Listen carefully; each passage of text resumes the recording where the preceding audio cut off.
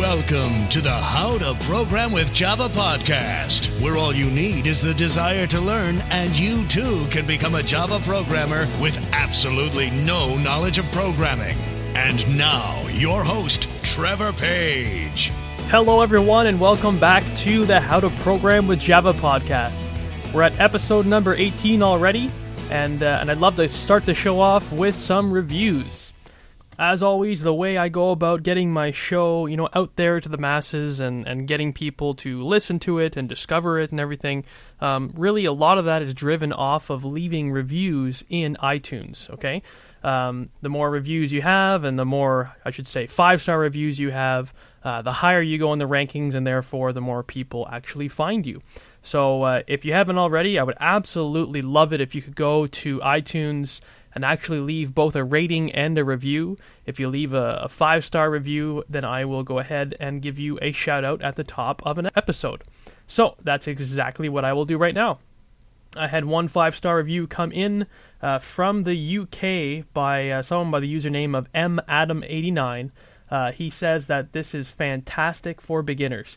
He says, by carefully listening to Trevor and paying close attention, I have gained some valuable knowledge. This course takes away the mystery of learning programming in Java and makes it easy to understand the fundamental concepts.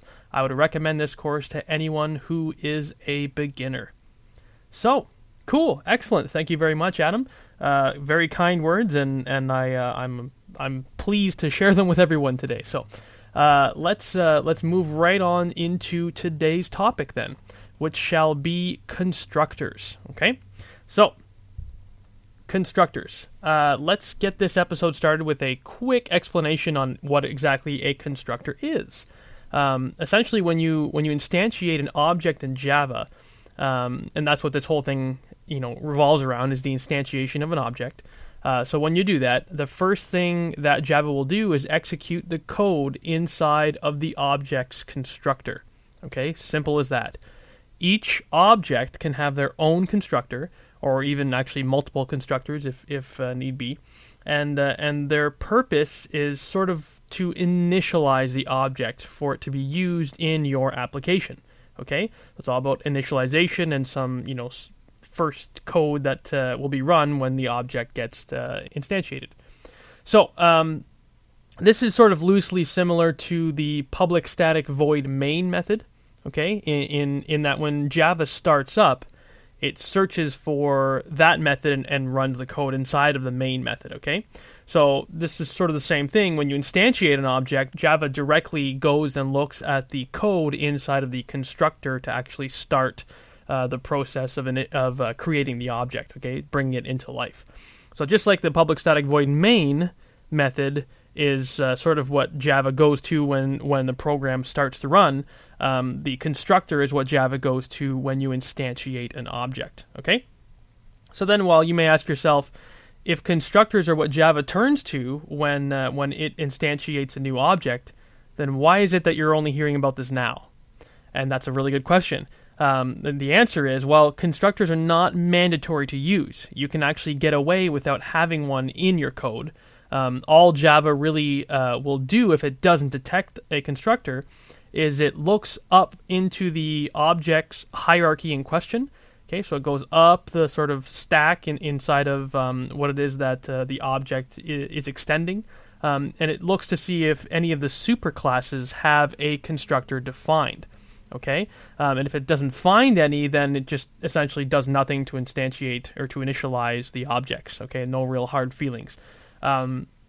So an example of this is, let's say we have an object that we've created. Let's say it's a car object, and the car extends the vehicle object, which by default extends the Java lang object, right? The default object that everything in Java inherits from. So we have essentially the hierarchy will be at the lowest part car, and then vehicle, and then object. So if the car has no constructor and someone initializes a car, meaning someone says, car equals new car, so they use the new keyword to instantiate the object, Well, if the car doesn't have a constructor defined, then Java will look at the vehicle, which is the next sort of object in the tree, in the hierarchy of the object. So it will look for the constructor there, and if it finds one, then there you go. It'll execute that code, and Bob's your uncle. But if there isn't any constructor in there, then all it does is says, okay, fine. So there's nothing that needs to be done to really initialize this object, so I just won't do anything. Okay? I just will bring it into existence, assign it to a memory location, and there you go. That's it. So that's the difference between using and not using a constructor. So if you've never used a constructor before, then you're probably wondering, well, what's the advantage to using it? Why would I use a constructor in the first place if I haven't already? Well, in my experience, constructors are mostly used to give a particular object a default state.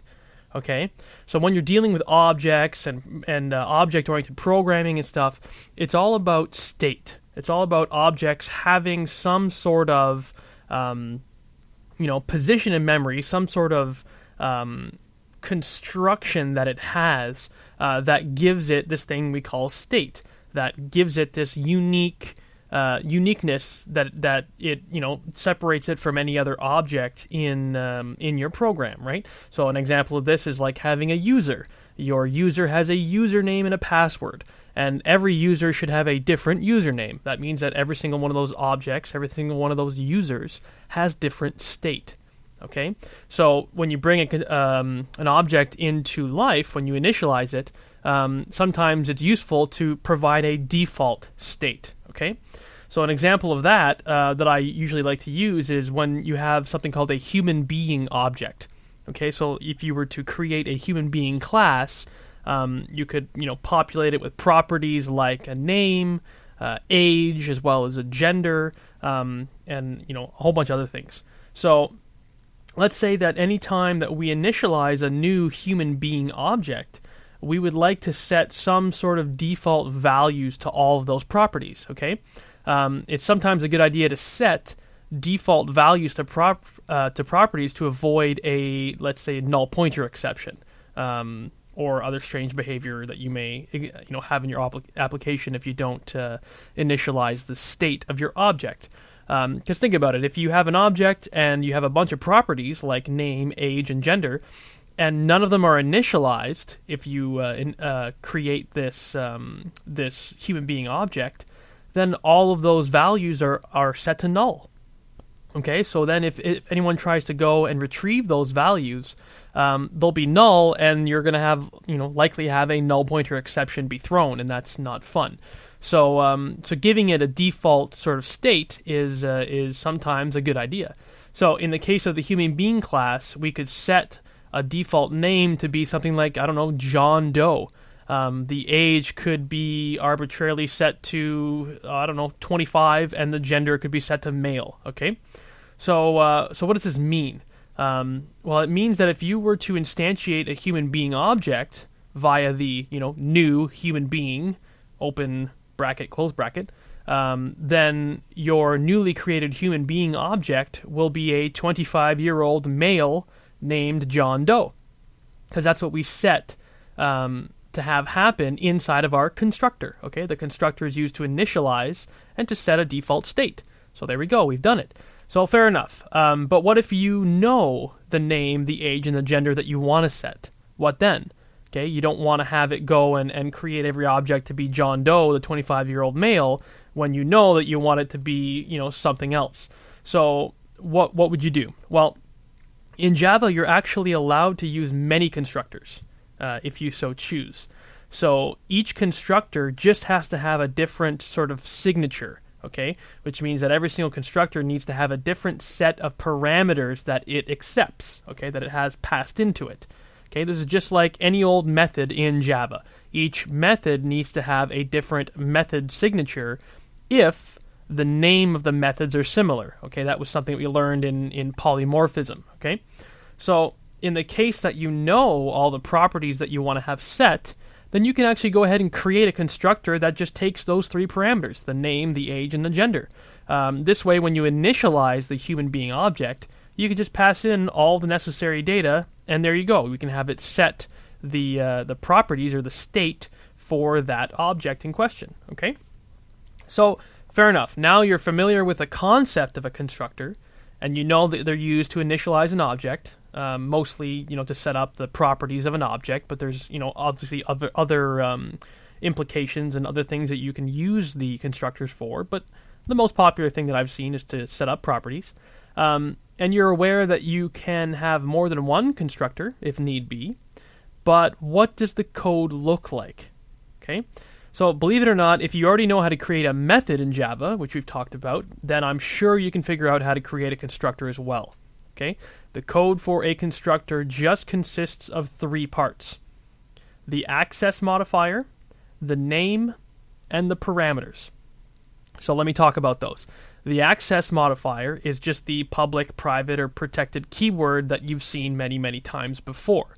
Okay, in the majority of the cases, your constructor will likely have a public modifier because you usually want any class to be able to instantiate your object. Okay, if you don't have a public constructor and you set it to private, then no other object can actually instantiate the object except for itself. Okay, because with private, only the object itself can access the private methods, or in this case, constructors. There's actually one scenario when you wouldn't want a public constructor, and you'd actually favor a private constructor, and that's when you want to make your object a singleton, which is a design pattern. But that's a slightly more advanced topic that I will be covering later in the podcast, but let's not talk about that just yet. So, like I said, you're more than likely going to be using the public modifier. Okay, so let's set that in stone. So then what's next? Well, the second part of creating a constructor is to name the constructor. So just like you name a method, you need to give a name to your constructor. And actually, this one's pretty much a no-brainer, because the name of your constructor has to match the name of the object, period. Okay, so since I've said that the object in our example is going to be the human being object, then our constructor name has to be human being, or more, specifically, public human being. Okay, so and remember, important to remember that it's case sensitive. So make sure that you match the upper and lower case for your constructor that you have in your class name. Okay, it has to match exactly. So fair enough. We know there's an access modifier, public or private or protected. Although I generally don't see a protected constructor, but who knows? Maybe you'd hit a situation where that makes sense. So either public or private, but most likely public. You have a name for your constructor, which has to be the same name as your class. And the final piece is the parameters, okay? So you can create a constructor with no parameters, and this is normally referred to as a no-argument constructor, or even shorter, no-arg constructor. And this type of constructor, we would use when we have no real indication or idea of how the object should be initialized with respect to setting properties and whatnot. And therefore, we would just, pick default values for the properties in the object. We just kind of do it ourselves, which is like we did, for example, when we chose the John Doe, the 25-year-old male. Okay, we just arbitrarily chose that, and that's going to be the default state when you invoke the no-argument constructor. Okay, so the no-argument constructors are certainly useful, and there's no reason not to use them. But I'd say that you shouldn't be shy, and you should use more types of constructors if you like. Might as well get fancy. If, on the other hand, you want to give your object a certain set of data, then you would likely create another constructor using the same rules that we just talked about, public, private, or protected, and giving it the name. But only this time you would specify what parameters it should take. So how about we put all of this together? Okay, if we were to create a constructor that takes actual arguments, and let's apply it to this example that we've been talking about, then what would our constructor actually look like? Well, let's make it a public constructor. So it'd be public human being, so that would be the name. We would open our bracket to indicate that we want to define parameters, and we would just define what parameters we want. So we'd want a string name, okay, because we want the name to come in, and the name is usually just a string, comma, integer age, because we want to have the age as a whole number. We don't really want 25 and a half. We just want 25, so we make it an integer. And put another comma, and then we would have the gender, which would probably be a string as well, although you probably could make something called an enum class for this, because you really only have a specific set of values that you'd want to use, but let's not get too crazy. Let's just make it a string, okay? And then you would close your bracket, and you would open up your curly braces to actually give the body of the constructor. So that's public, human being, open bracket, string name, int age, and string gender. Boom. There you go. You've now created your own 3-argument constructor to be used for the human being class when it gets initialized and someone actually passes in a name, an age, and a gender. Okay? So just keep in mind that the same rules for method signatures apply for constructors. Okay? I've mentioned this before slightly, but let's elaborate. You can't have 2 constructors that take the same parameters. So in our example, we have a no-argument constructor, so there can only be one of those in your human being class. We have a 3-argument constructor that takes a string, an int, and a string in that order. So we cannot have another constructor that also takes a string, an int, and a string in that order, as that would be a duplicate method signature for your constructor. And there you go. That's really the advice that I would give you when creating a constructor. So there's one last piece of advice that I would want to give to you, and that is sometimes you may want to execute a constructor from within another constructor inside of the same object. Okay? So what I mean is this. Let's say we're in a situation where we have our no-argument constructor, and we have our 3-argument constructor that specifies the name, the age, and the gender.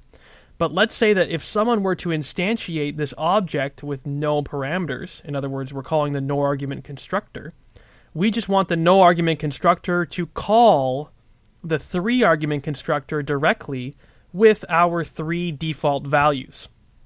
Okay? So there's sort of 2 ways about going about doing it, right? There's the one way is to just say, okay, if someone calls the no-argument constructor, then I will just by default set all of the properties inside of this object to be whatever it is that I want them to be, and that's it. Or I can call the other constructor, and the other constructor can actually set the values of all the properties. And this is sort of the preferred method because you are sort of cutting down on code duplication.